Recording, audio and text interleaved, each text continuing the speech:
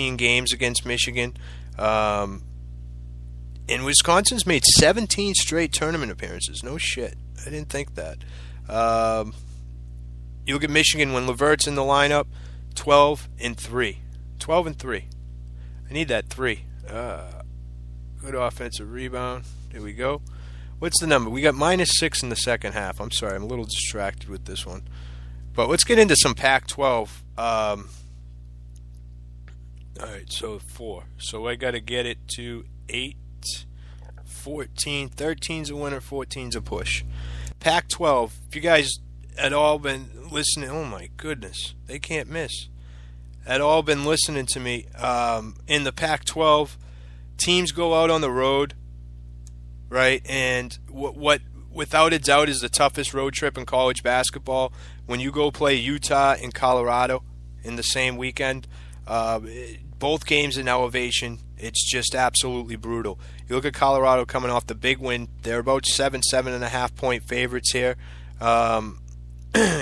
You know, and you look at Arizona State, they've been falling apart. 4-9 on the road, getting outscored big time. Colorado at home, 15-1, outscoring teams by 13 points. Take a look at Arizona State. You know, got absolutely shelled in Utah. I mean, you got a young team. They just got waxed at Arizona. They did pick up a win at Washington State, but really, they got beat by double digits by Washington on the road. Close game at Stanford. Close game at Cal.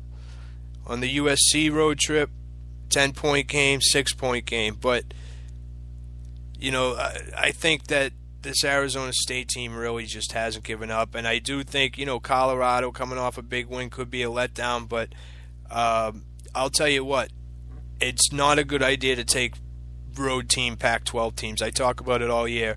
Home teams have been winning close to 70% of their games in the Pac-12. It's by far the biggest discrepancy out of any conference, Power 5 or mid-major.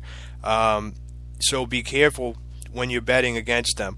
To talk about another one, Washington State at Oregon State. And again, Washington State's in the same spot here where they're playing the second game of a road trip in the Big 12, and especially when you're a young team and you don't know, how to travel. You're freshmen coming in to play college, and you've never really done the whole travel thing before. It's brutal on you. Since conference play started, on the second game of a road trip, let's take a look at that. On the 16th against Arizona, they lose 90-66, right? On the second game of a road trip at UCLA, they lose 83-50. Jesus. Second game of a road trip, 2/14 at Utah, they lose 88-47. Getting absolutely plastered, right? Now you say, okay, they only lost by 14 to Oregon. Sure. You look at the first game of a road trip for these guys. They lose by 7 in Colorado. They lose by 10 in USC. They lose by 11 in Arizona State. So, they lose by right around that 10-14 range in the first games, right, which they did the other night. And then in the second games, on average, 20-something points, getting absolutely plastered. I will say big trends towards the under when you're playing Washington State. They just don't score. Oregon State, on the other hand, coming off a good 1-point win against Washington at home. They've played well at home. They beat Colorado in a low-scoring game. They beat Utah at home most recently, too, and USC. Their last loss at home was to UCLA back on the 20th of January. They've, like I said, they cover their home court pretty well. I don't see why the trend doesn't continue with this young Washington State team. Clients, we've made a ton of money betting against this team on the second night of a road trip. These games, we were laying we went huge, laying a big number against Utah last weekend, and that thing was over by halftime. So, something to think about there. And nothing for nothing, I haven't even really realized, but I'm giving out my client plays as I talk. I didn't even realize it. But Another game in the Pac-12, USC going into Cal, and this will be a free play. Cal laying 8 here. USC comes in 19-9, Cal 20-8, both 16-12 ATS, and basically 500 with the over/unders. USC is a road dog this year. First time they've been a road dog of 6.5 to 9 points this year. Over the last 3 years, 5-1 ATS. You look at Cal in the month of February, 6-0 ATS off a win against a conference team, 8-1. They're rolling at home, 17-0 this year, outscoring their opponents by 14 points, which is basically double what the line is today. Cal at home, they're a monster. They beat USC at USC by a point earlier this year. USC on the road, not very good. They lost by 20 to Stanford. You got to go back. They lose to Arizona by 8. They lost to Arizona State by 7. They lost to Oregon by 15. They lost to Oregon State by 15. Oregon by 8. They did beat UCLA. That was their first one. You go back into the Washingtons. They lose to Washington by 2, but they did beat out Washington State like everyone else. So the numbers right around there. They tend to keep it a little tighter, where around that 7 to 12 range. But here you're laying 7. I'll take Cal to continue the home streak here. They're fighting for a conference spot. A tournament spot. I like Cal in this spot. Again, a home team in the Pac-12 playing a team on the road for the second day.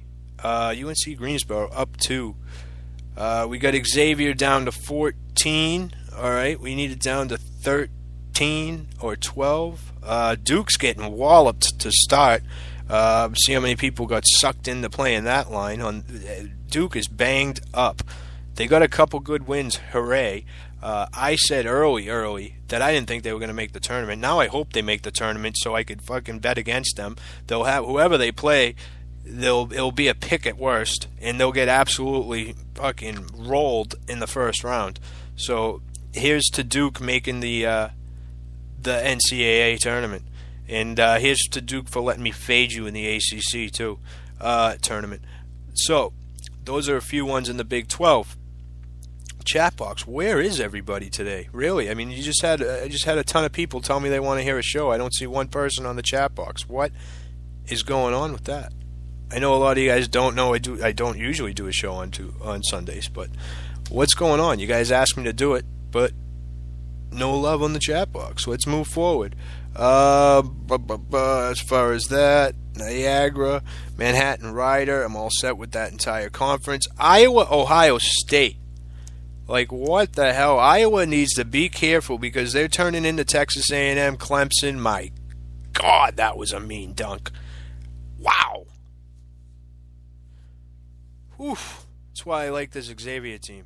They're not going to quit. My God, did Reynolds just absolutely posterize him. Wait till you guys see that dunk. Oh, my goodness.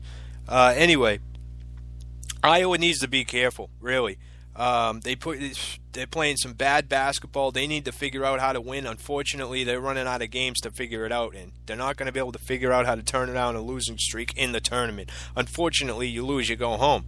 They need to be careful. They're going to get a 4 seed. We got a little fucking battle here with my boy Reynolds beefing with a little Seton Hall beef because he just got absolutely fucking posterized and now the kid's mad.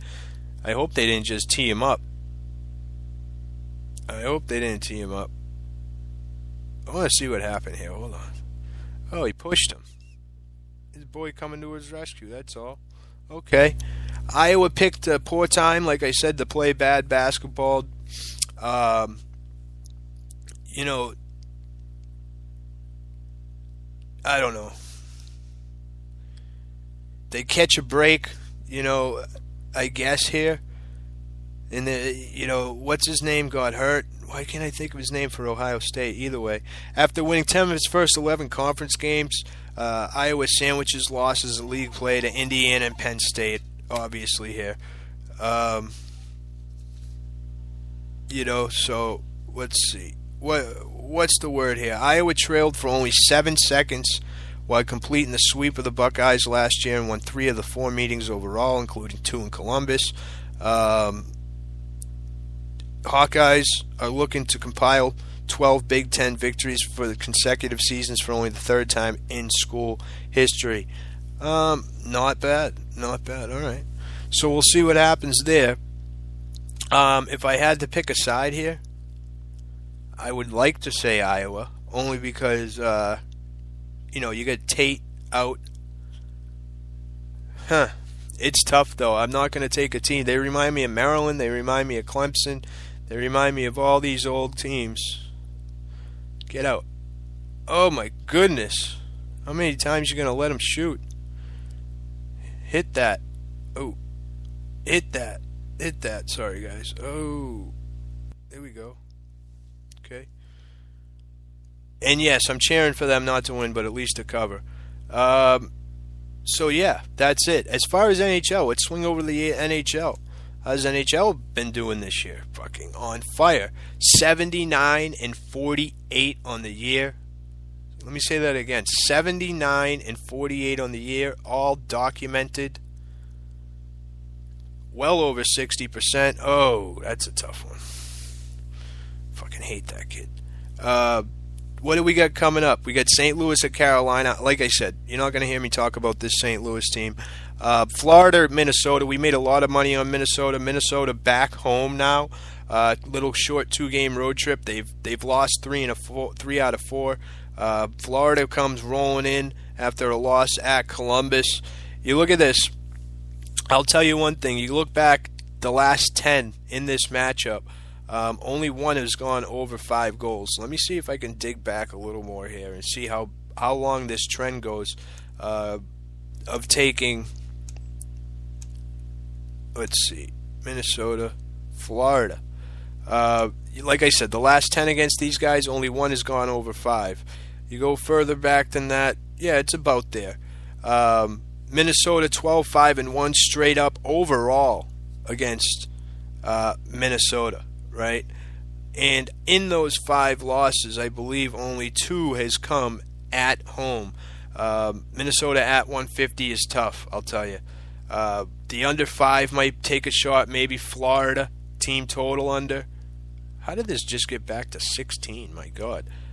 So that's where it's at. Tampa Bay, Boston, we got a client playing this one. I'm going to leave that alone today. Actually, we'll talk about it. Boston is basically, when it comes time to play a playoff team, especially at home, and it's time to step up and play a big game, they're basically the equivalent of a fucking limp dick, okay, with no Viagra. They suck. They can't step up in big games. They have recently in Dallas, like hip-hop hooray for that, and maybe against Pittsburgh.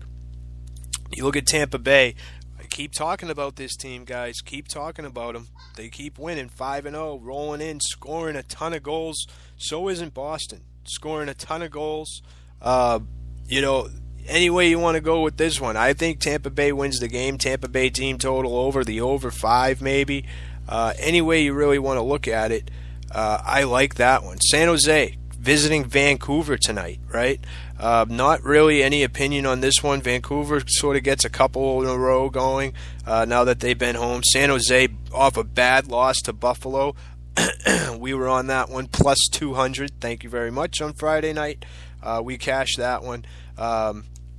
No real opinion on that one. You get the Kings with a quick turnaround after playing an 11 o'clock game last night. Quick turnaround to play a fairly early game in Anaheim. Short trip, I get it.